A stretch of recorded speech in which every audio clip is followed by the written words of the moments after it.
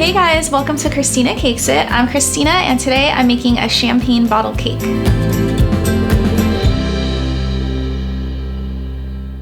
So in this episode, I'm going to show you guys from start to finish how to build the structure of the cake and how I frost it and how I add the final details. And as you can see, I already have six 6-inch layer cakes ready to go. So these all have simple syrup already on them to help the cake layers stay moist.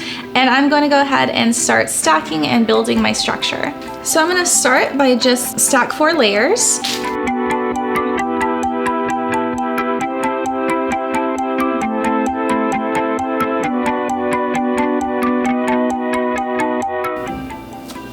So I do want to make sure that so far my cake is level because I don't want a lopsided bottle. So I'm actually using my cake leveler and I'm just pressing down. So after I get to 4 layers, I am going to go ahead and add some straws in to support. Our cake's going to be pretty tall and I just want to make sure that the layers are supported. So these are just boba straws and I use them all the time in my layer cakes. So after I get to 4 layers, I'm actually going to add another cake board. This is going to help support the rest of the structure. Because as I mentioned, this is a pretty tall cake, which means that it's going to be heavy. So we want to make sure that it doesn't collapse. So for these 2 layers, I'm gonna actually go ahead and start carving them down. So the bottle shape obviously it starts to narrow, and so I wanna start shaping these cakes. So what I did is I cut out some circle templates ahead of time, and I'm just gonna start carving out towards the bottom of my circle. Like I'm gonna start cutting away some cake at an angle. And now I'm gonna place my carved cake here. So for this layer, I'm actually gonna cut a full circle out. So this circle is the same size as this top here. And then I have an even smaller circle and the same thing, I'm just gonna start carving out. So this is like the bottle is gonna be narrowing.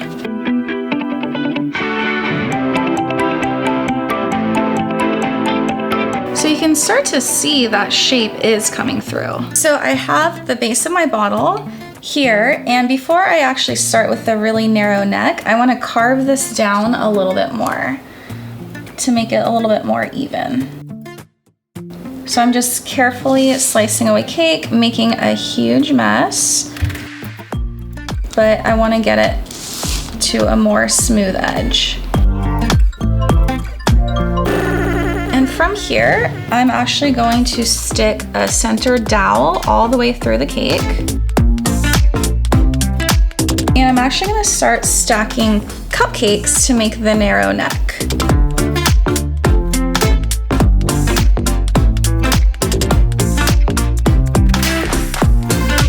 So I do want to start carving a little bit away to make this more narrow. So I'm carefully trimming down the edges.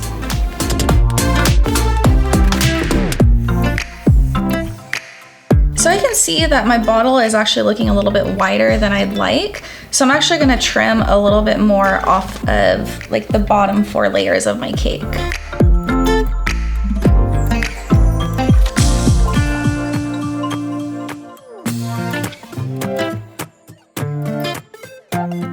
So once I'm happy with the shape of the bottle, I am gonna put a crumb coat over this. And this does look a little bit messy and a little bit rough here, but you will see through the power of our frosting that this is really gonna come together and smooth out. So I'm just going to give this a nice crumb coat. It's very crummy right now because we carved so much away. And then we'll put it in the fridge to clean everything up. Oh shoot.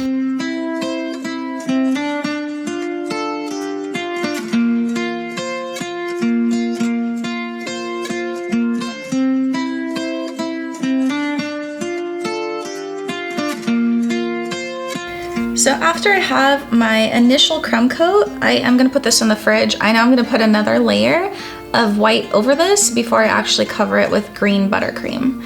And while this is in the fridge, I'm gonna work on my fondant label. So while my crumb coat is chilling in the fridge, I'm gonna work on my fondant label. So here I just have my homemade marshmallow fondant, and I just dyed it using gel food coloring to match the color of my champagne label. So I've seen people use edible images on their wine bottles or champagne bottle cakes, which you can definitely do, but I just like the art of cake baking, and I wanted to just make my own label. I think that's like the fun part.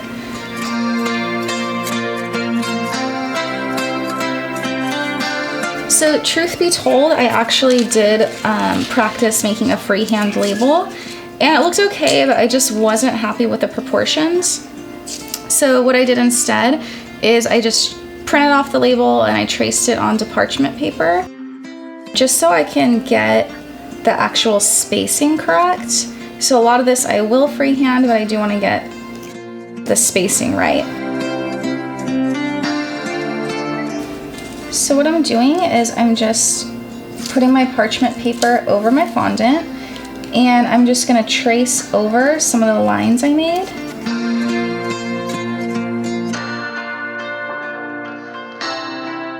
And these are going to leave indentations for me. So I'm not doing this on everything, but just some of it, just so it looks proportional.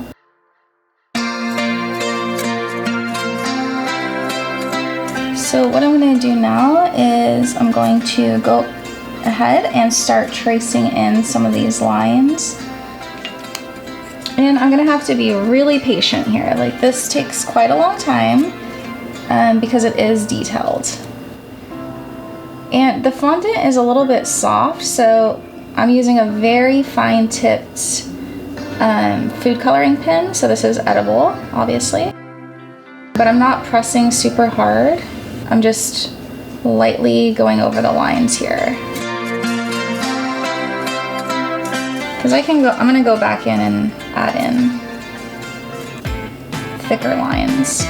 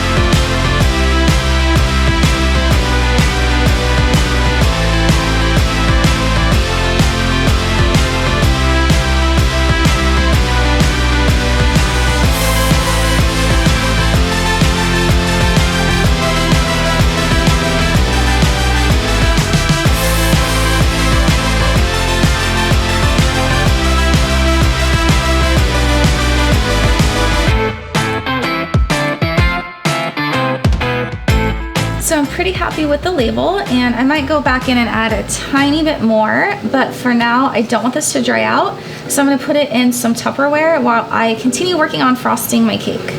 All right, so my cake was chilling in the fridge, and I do want to add another layer of white buttercream, but I'm going to add a little bit more height to this cake. So I'm actually going to add an ice cream cone here, and I'm going to actually just frost right over it. So we're just going to keep adding more frosting and building those layers. This very top layer is going to end up having fondant on it. So I'm not super worried about getting this little ice cream cone section completely smooth.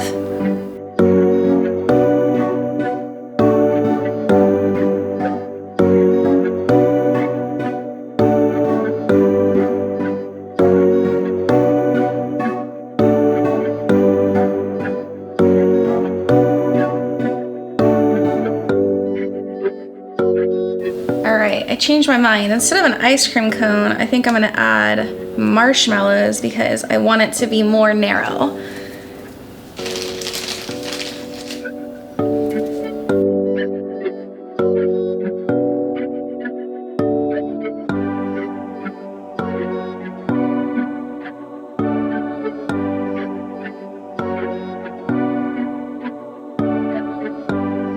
So you can see I'm still doing a little bit more shaping. So it's still not exactly how I want it.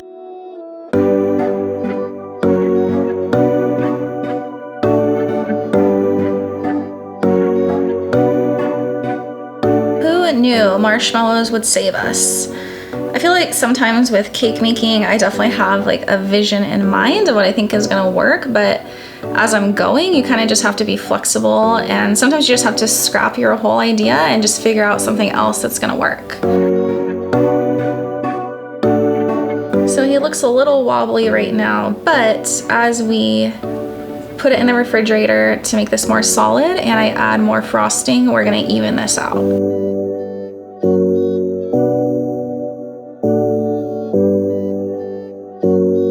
So after I'm done with this second crumb coat, I'm gonna go ahead and put this back into the fridge. And then we're gonna start covering it with our green.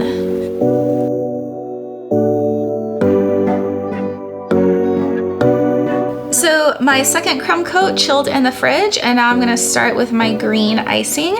And I just used regular white vanilla buttercream that I dyed various shades of green until I got what I felt like was a good match to this color.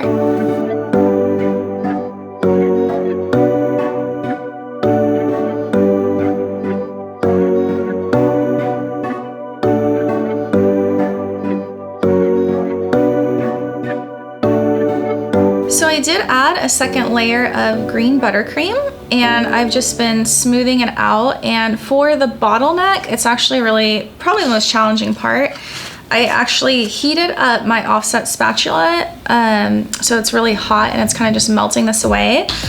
This top part is gonna get covered with fondant, but I still wanna try to get it pretty smooth just because I wanna see how it'll look. So heat the offset spatula, the metal will melt the buttercream. So I'm pretty happy with how the green turned out. Again, all this is gonna be covered anyway, but I'm gonna put it in the fridge because I do want the buttercream to crust before I add all my fondant details. So the end is in sight and my cake is almost complete, but the last thing I need to do is add just a few fondant details to really make this a recognizable champagne bottle. So I'm just gonna roll out some of my white fondant. So this is gonna wrap around the neck of my bottle. So I want it long enough to cover up to here.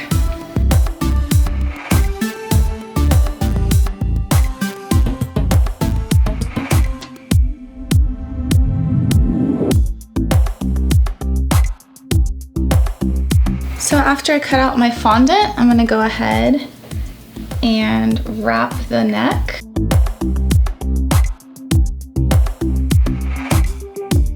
And I'm just cutting away that excess.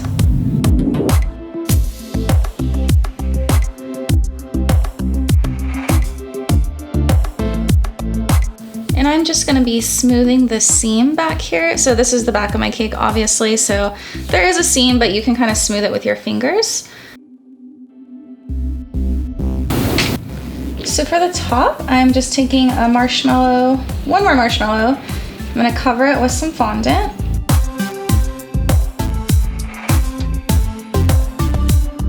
And I'm just gonna try to make like some pleats with this excess fondant.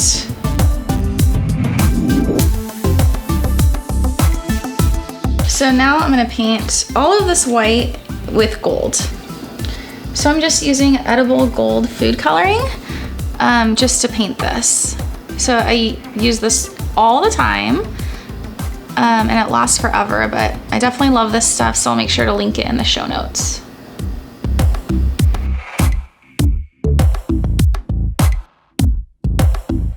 So I'm adding a little bit of Wilton dab and hold to the back of the label that I made earlier.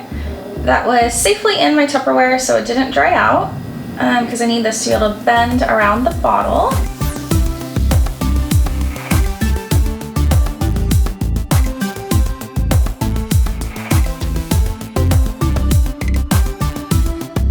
right, so my champagne bottle cake is complete and I love how it turned out. I'm actually really proud of this cake because it was a challenge, but I think it turned out really nicely.